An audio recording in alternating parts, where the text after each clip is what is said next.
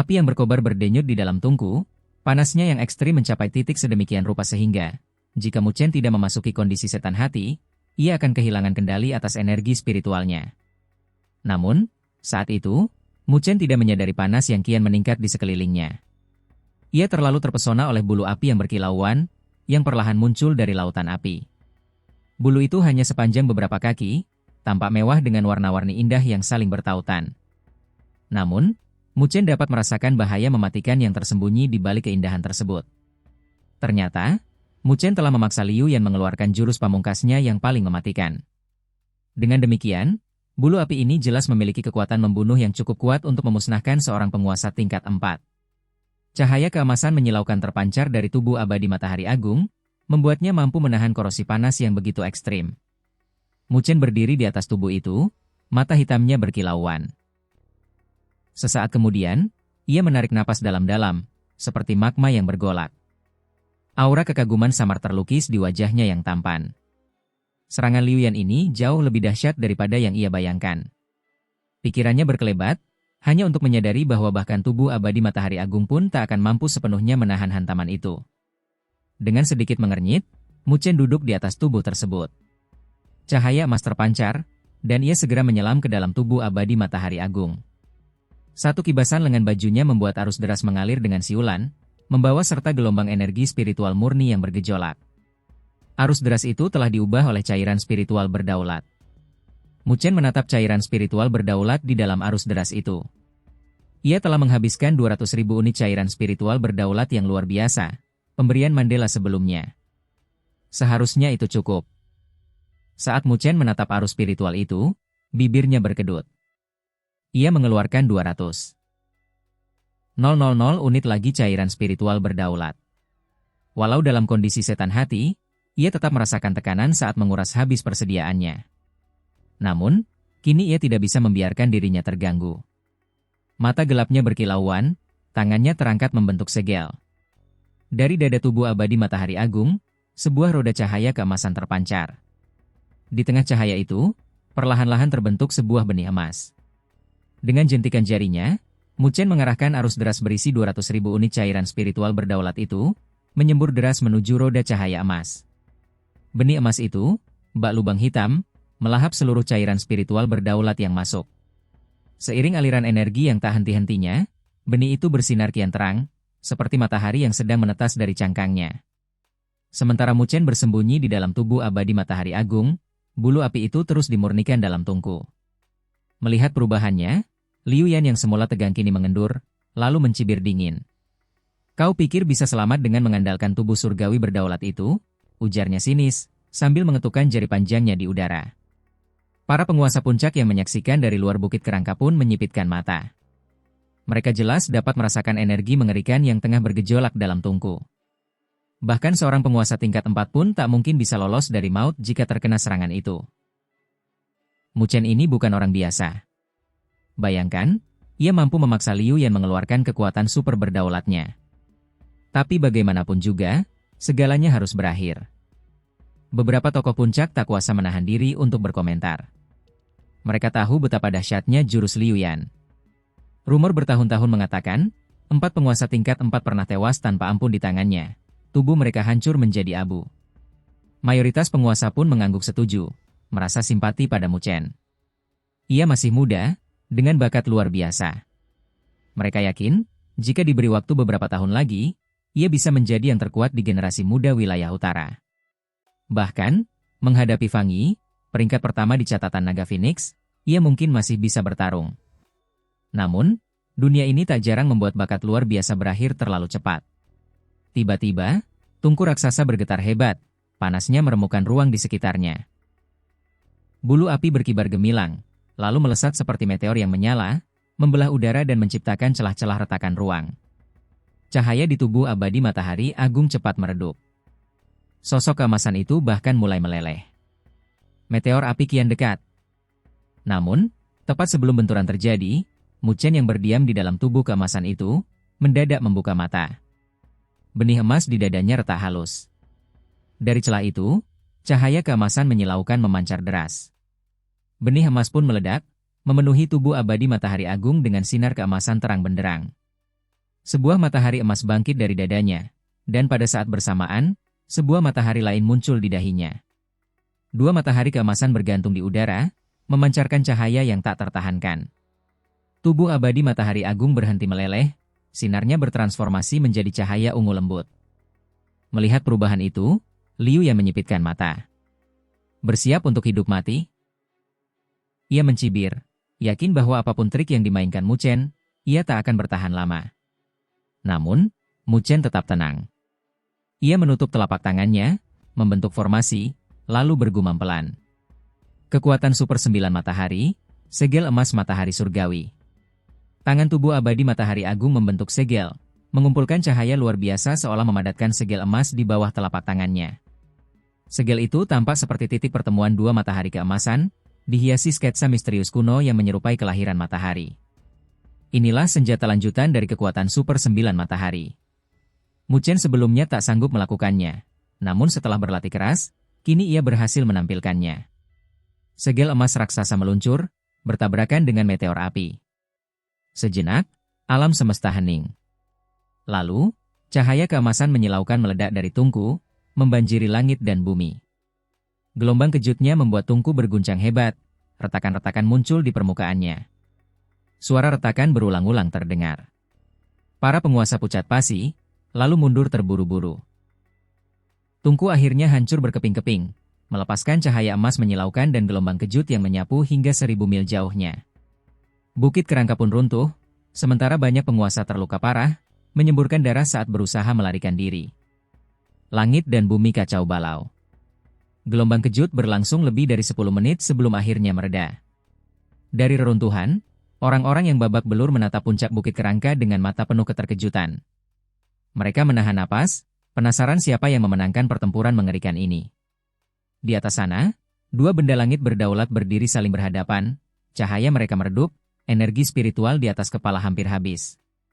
Keduanya saling menatap, darah menetes dari bibir mereka.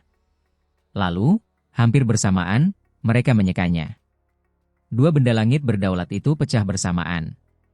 Pertarungan dahsyat ini berakhir dengan luka parah di kedua belah pihak. Tidak ada pemenang, tidak ada yang diuntungkan.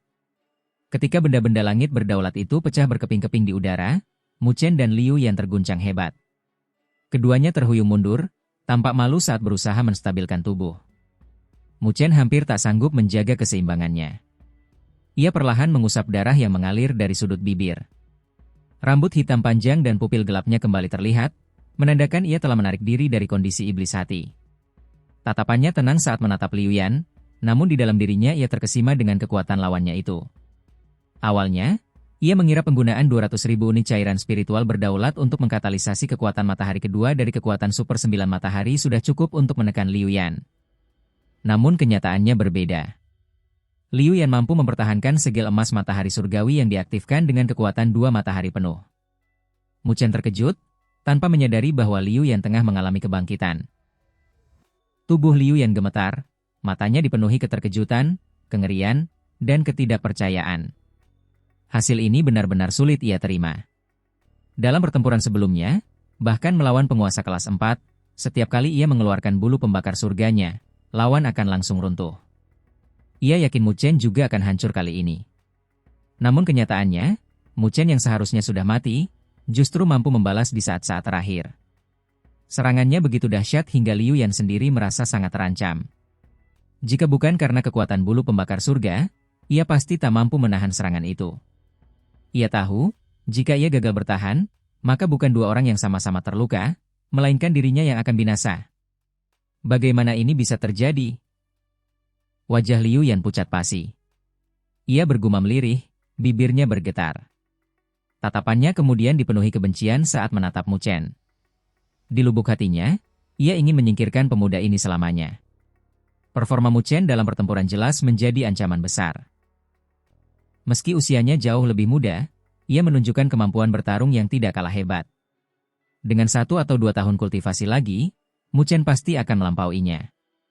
Kini Liu Yan mengerti alasan wilayah Daluo mengizinkan seorang penguasa tingkat 3 untuk menghadiri Dragon Phoenix Rift. Dengan kekuatan tempurnya, bahkan seorang penguasa tingkat 4 pun akan kesulitan mengalahkannya. Apakah kau ingin membunuhku sekarang? Mu Chen merasakan niat membunuh yang terpancar dari mata Liu Yan. Ia tersenyum tipis. Apakah kau masih punya kekuatan untuk melakukannya? Meskipun sama-sama menderita, ia yakin Liu Yan juga sudah berada di batasnya. Liu Yan menatapnya dengan dingin, giginya terkatup rapat. Tepat saat tatapannya berkedip, terdengar dentuman keras dari atas bukit tengkorak. Sebuah sosok raksasa terlempar jatuh dari puncak, menghantam tanah dengan keras. Ketika Liu Yan menoleh, wajahnya langsung berubah pucat. Itu adalah ular piton darah merah. Binatang buas peringkat ke-9 dalam catatan naga Phoenix, dari kuil ular darah merah.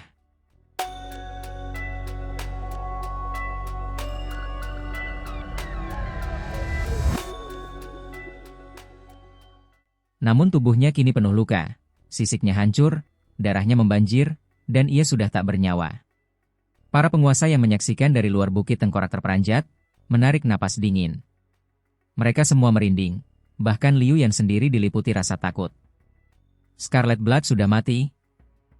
Bahkan ia, meski mungkin bisa melawan binatang buas itu, tidak yakin mampu membunuhnya. Namun kini, sosok yang seharusnya menakutkan itu tewas di hadapan mereka. Mu Chen menatap bangkai ular raksasa itu. Sebelum sempat berkata sesuatu, sosok mungil muncul di atas kepala ular itu, Cai Xiao. Dengan kaki telanjang, ia menginjak kepala ular, lalu menepuknya perlahan. Seekor ular berwarna-warni merayap keluar dari lengan bajunya, menggigit kepala ular raksasa itu. Seketika, tubuh raksasa itu mengering hingga hanya menyisakan bangkai tandus. Semua penonton terperangah. Cai Xiao tersenyum puas, membelai ular kecilnya yang kemudian kembali masuk ke dalam lengan bajunya. Saat tubuh rampingnya bergerak lentur, aura berbahaya yang ia pancarkan membuat semua orang menahan napas. Apakah sudah berakhir? Ia menoleh pada Mu Chen, lalu melirik Liu Yan. Senyumannya dingin. Wajah Liu Yan langsung menegang. Ia mundur setapak, penuh kewaspadaan. Haruskah aku yang menyelesaikannya? Tanya Cai Xiao ringan. Liu Yan langsung berbalik, melarikan diri secepat kilat dari bukit tengkorak. Mu Chen hanya tersenyum tipis. Meski ingin menahannya, ia tahu tak mungkin dalam kondisi tubuhnya sekarang. Mu Chen, tunggu saja. Kita belum selesai, teriak Liu Yan dari kejauhan, sebelum akhirnya menghilang. Mu Chen tak mempedulikan ancaman itu. Ia justru menatap para penguasa yang masih bertahan di luar bukit tengkorak. Tatapan mereka semua berubah serius, bahkan langkah mereka mundur setapak. Setelah menyaksikan pertarungan barusan, siapapun tak berani lagi memperlakukannya seperti penguasa tingkat 3 biasa. Adakah yang ingin bertarung memperebutkan kolam naga Phoenix ini bersamaku? Suara Mu Chen berat dan bergema. Namun tak ada yang berani maju. Bahkan jika Mu Chen kelelahan, ada Cai Xiao di sampingnya, wanita muda misterius yang baru saja membantai Scarlet Blood.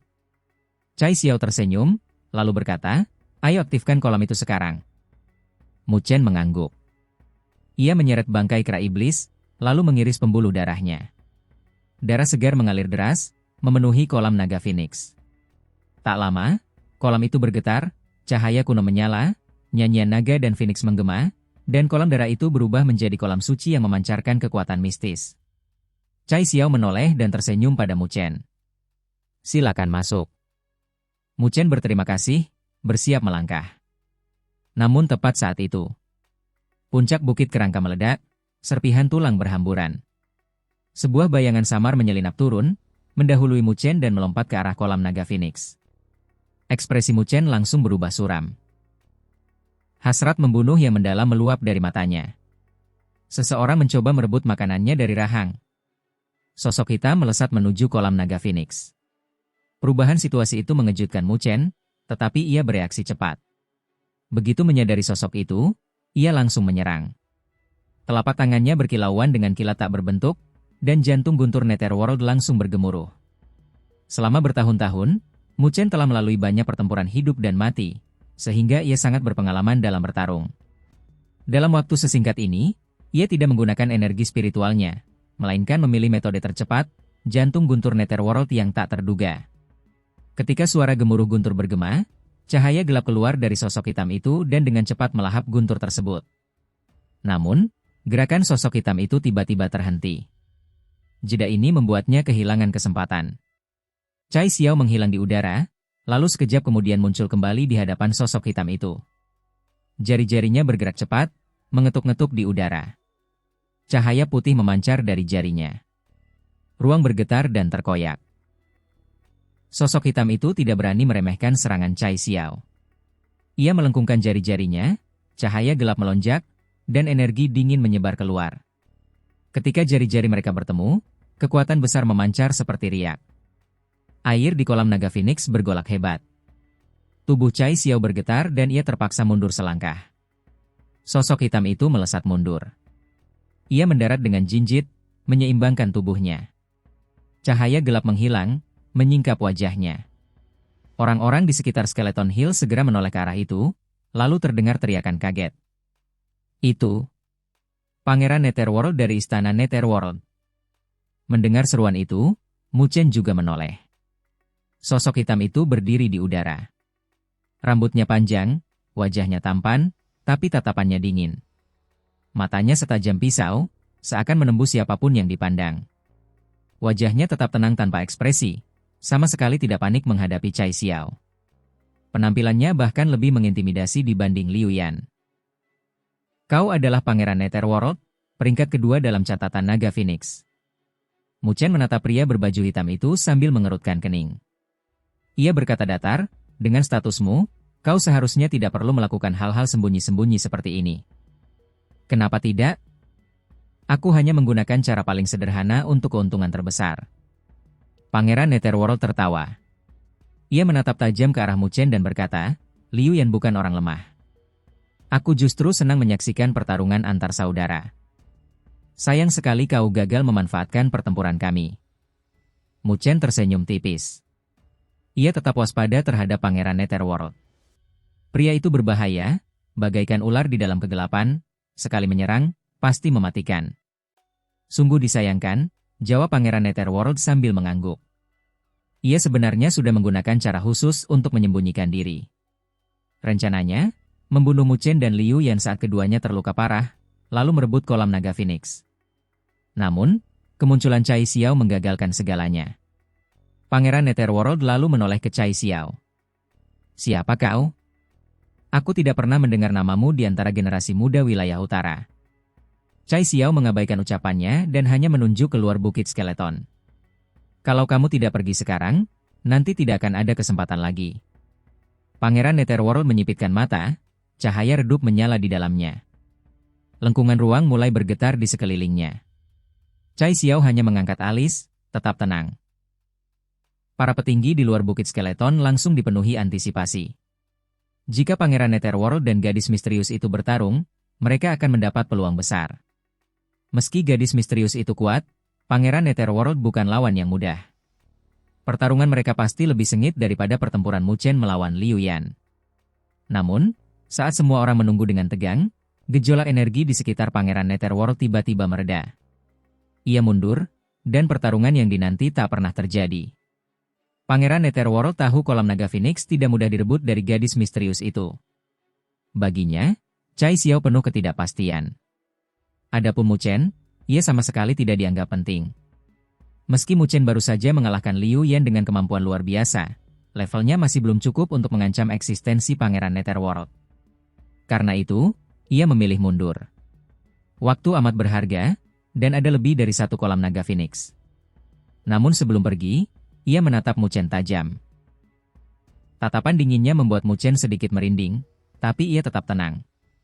Hubungan antara wilayah Daluo dan Istana Netherworld memang buruk. Para jenius Istana Netherworld pernah membantai jenius wilayah Daluo di celah naga Phoenix, membuat wilayah Daluo dipermalukan. Itu semakin memperburuk hubungan mereka. Mu Chen tahu, cepat atau lambat Pangeran Netherworld pasti akan mencari kesempatan untuk menyerangnya.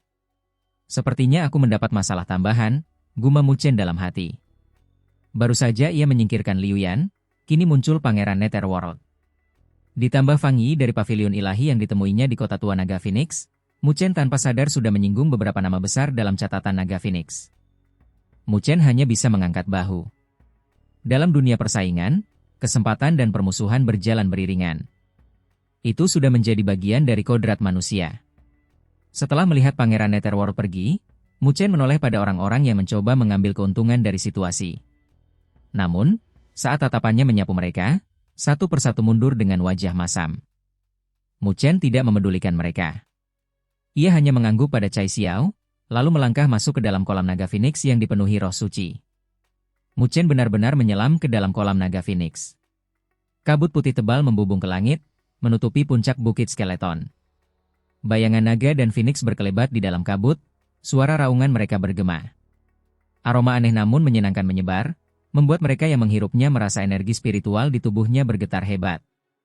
Hasrat dalam garis keturunan seakan bangkit, mendorong mereka ingin meraihnya. Banyak kekuatan besar yang iri, namun tak seorang pun berani maju ke puncak bukit skeleton. Mereka tahu, gadis misterius itu tidak akan segan membunuh siapa saja. Apalagi, ia sudah membunuh Scarlet Blood tanpa belas kasihan. Sementara semua orang hanya bisa menatap iri, Mu Chen duduk bersila di dasar kolam naga Phoenix. Air yang terbentuk dari darah kera iblis menyelimuti tubuhnya. Kehangatan itu dengan cepat menyembuhkan luka-luka akibat pertarungan dengan Liu Yan, sekaligus memulihkan energi spiritualnya. Di dasar kolam, rune-rune cahaya kuno bersinar di tulang naga dan Phoenix asli. Rune-rune itu mengalir menuju tubuh Mu Chen, menyelimutinya. Jejak darah emas gelap samar-samar berkilau di dalam rune itu, esensi darah yang ditinggalkan naga dan Phoenix asli. Saat rune cahaya kuno itu menempel di tubuh Mu Chen, cahaya keemasan perlahan memancar dari tubuhnya. Cai Xiao menatap cahaya emas di dasar kolam, lalu mengangguk pelan. Kolam naga Phoenix memang mengandung esensi darah naga dan Phoenix sejati. Tapi, masih belum cukup pekat. Cai Xiao melambaikan tangan, memanggil rune-rune kuno itu ke hadapannya. Ia membentuk segel, dan sebuah kompas kristal seukuran telapak tangan muncul. Rune-rune itu masuk ke dalam kompas. Jarum kompas bergetar, lalu menunjuk ke arah kolam naga Phoenix. Cahaya putih bersinar terang, seakan meneliti kekuatan kolam itu. Cai Xiao tersenyum puas. Kompas kristal itu terbuat dari sisik naga sejati, dan mampu merasakan garis keturunan naga dan Phoenix, bahkan dari tempat jauh. Mari kita lihat, di mana esensi darah naga dan Phoenix sejati paling pekat. Cai Xiao kembali membentuk segel, menyentuhkan jemarinya ke kompas kristal. Kompas berdengung, jarumnya berputar liar, lalu perlahan melambat dan menunjuk ke arah barat laut. Cahaya terang memancar, lebih menyilaukan daripada kolam naga Phoenix di hadapannya. Aku menemukan ikan besar. Cai Xiao tertegun sejenak, kemudian tersenyum indah. Senyumnya begitu memikat.